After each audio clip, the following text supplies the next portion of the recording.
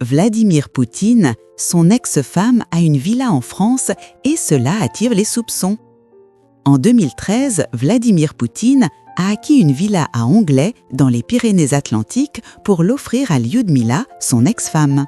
Comme l'a rapporté Paris Match, ce jeudi 18 avril, la propriété a récemment fait l'objet d'une enquête policière. En 2013, après plus de 20 ans de vie commune avec Lyudmila, Vladimir Poutine avait acheté une superbe villa art déco située à Anglet, près de Biarritz, Pyrénées-Atlantiques.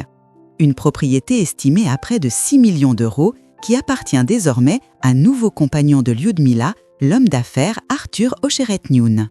Comme l'a rapporté Paris Match, ce jeudi 18 avril, la demeure a récemment attiré la curiosité des autorités. D'après les informations de nos confrères, qui ont relayé un communiqué du parquet de Paris, la villa a été saisie par la justice il y a plusieurs mois dans le cadre d'une enquête portant sur des soupçons de blanchiment aggravé. C'est d'ailleurs en septembre 2022 que la procédure a été lancée afin de déterminer si l'achat de cette villa a été réalisé avec des fonds ayant une origine frauduleuse. C'est d'ailleurs en septembre 2022 que la procédure a été lancée afin de déterminer si l'achat de cette villa a été réalisé avec des fonds ayant une origine frauduleuse.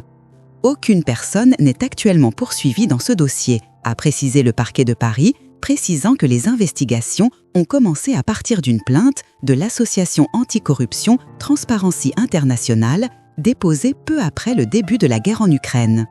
L'organisation non gouvernementale avait alors indiqué que le montant des travaux réalisés dans la villa, s'élevant à 3,5 millions d'euros, et ceux réalisés dans d'autres propriétés en Europe, étaient suspects.